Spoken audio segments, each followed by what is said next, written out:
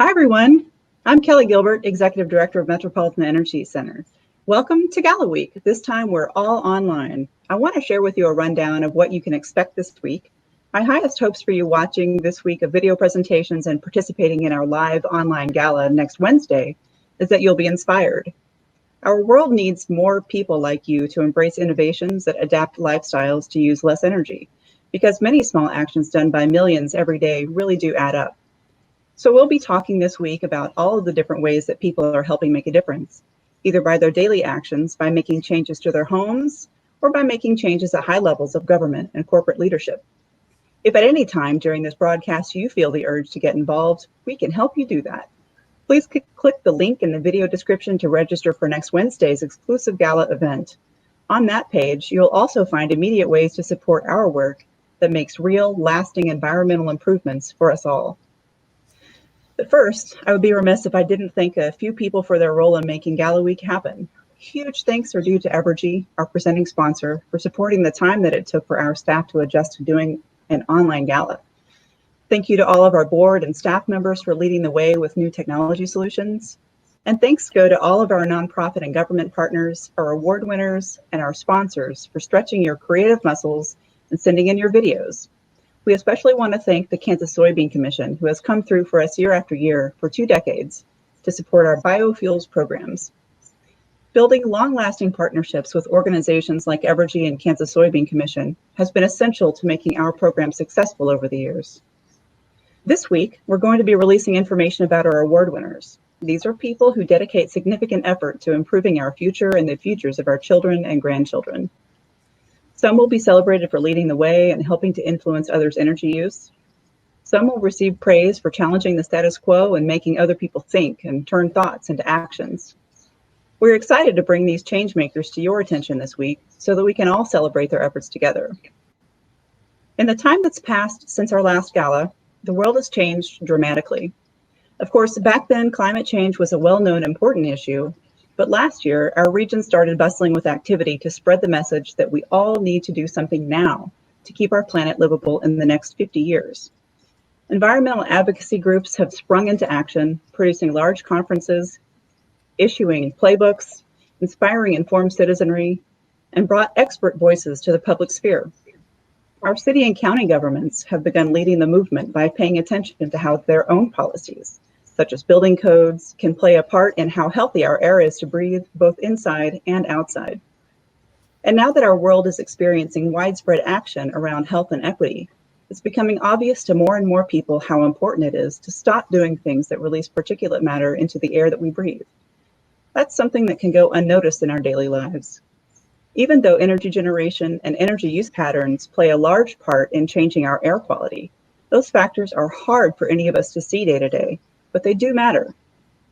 Unfortunately, the pandemic made clear without a doubt that air quality matters most to people with the least socio-political power to do something about it. In the years before now, we all saw the same to be true when extreme weather events caused huge problems to show up in the lives of people with the least resources available to fix them. But especially now, we as a nation are finding ourselves face to face with the struggles of our fellow citizens, and we're finding out just how much we care. Some of us are saying, hey, I may not have seen this degree of suffering when it was happening before, but now that I do, I want to do something to help. I'm here to tell you, Metro Energy Center has been there and will still be there behind the scenes, making sure that taxpayer-funded projects are causing real, desperately needed systemic change that favors those most affected, like the children living around highways who develop asthma just because of where their family has to live, or the essential worker who walks to a workplace that doesn't provide enough health insurance to effectively deal with his smog-induced COPD. We make sure large initiatives roll forward that will address and solve air quality problems responsibly, respectfully, while honoring the human rights of all people. I'd like to take this moment to announce our first award of the week, our Powering the Present, Fueling the Future Award. The recipient of this award is someone who has brought knowledge to the people in ways that have inspired their own widespread innovations and actions. She's a true multiplier, sharing research-backed information that makes people sure that they're operating off of solid assumptions as they seek their own impactful methods of helping the future of humanity on our planet. Please help me welcome the recipient of our Powering the Present, Fueling the Future Award, Casey Drawdown Society co-founder, June Holte. Thank you so much, Kelly. I am tickled to be the recipient of this honor. I was influenced greatly by a man named John Francis. They call him the Planet Walker. And he was so moved by the horrific aspect of seeing the largest oil spill that had taken place in San Francisco Bay in 1971, helping get the animals clean from the oil on their bodies, the birds and so forth. He actually ended up taking a vow of silence. For 25 years, he walked everywhere he went. He now currently takes people on walking journeys all over the world to help people experience what you can learn from being silent and walking. He's really the person that helped me shift into a new paradigm, a different paradigm. The old way of thinking oppositionally, like the environmentalists are the good guys and the bad guys are the oil companies and the manufacturers. So part of the process is we all are awakening to the peril that our planet is in and to the damage that we're causing to the ecosystems on which all of life depends, and also the damage that white privilege and white supremacy have caused to this planet and to the people of this planet. And so I think there's a phase when we first learn how bad things really are, that we just are angry and we're looking for someone to blame. There's an awakening process that starts with anger and blaming. And John helped me to realize that it really is about, we actually are all one. John Francis actually put a quote in his first book from a professor from northern Wisconsin named Linton Caldwell. And he said there can be no greater misconception to think of the environmental crisis as something out there. Even more profoundly and deeper and more truly, it is actually about who we are as a species and what we need to become in order to survive on planet Earth. I was having a conversation with John Francis about 15 years ago about how I had this dream of how can we create a day-long workshop that will actually wake people up. We're running out of nickel, tin, cadmium, mercury, zinc, and copper. We're destroying habitat. And now we know that we're in the sixth mass extinction crisis. How do we wake people up? And then I volunteered with the Pachamama Alliance. Then I spent about 3 years of my life traveling around, living in friends' spare bedrooms, and I've co-facilitated this day-long workshop called Awakening the Dreamer, Changing the Dream, which is really about helping people realize the unexamined assumptions that drive our culture and that has us behaving in ways that are destructive. The Awakening the Dreamer Symposium starts with just the awareness piece. Just say that we want to create a future for all life, where the future is just, is environmentally sustainable and spiritually fulfilling. If we are committed to that, one way we might start is to look at an assessment of how we're doing right now.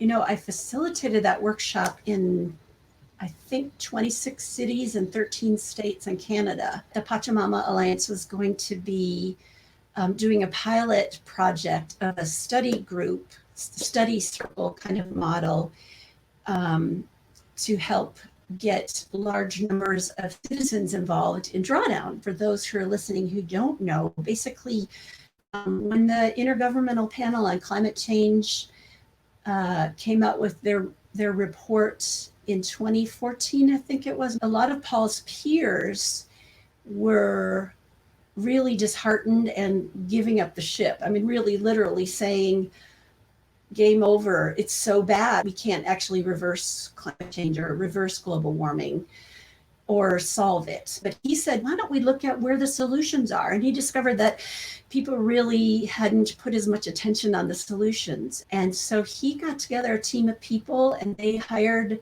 interns from, I think, 24 countries. They measured, mapped, and modeled hundreds of potential solutions and looked at if we could scale these up over time, which ones would have the greatest impact. And so they measured the cost, the savings, and the amount of greenhouse gases that could either be sequestered, brought down, or prevented from going up. The result of their work was a ranking of the top 100 solutions, and that's what drawdown is. And when he told me about drawdown at Omega Institute and the Pachamama Alliance was going to do a pilot group, I got together 13 friends, and we were part of that pilot group. Then a handful of us deliberated for a while and decided that we wanted to form a group that would actually catalyze a widespread engagement, because it's actually tangible things that people can do that will actually measurably impact climate change. The idea of drawdown is that at some point we're going to be sequestering more.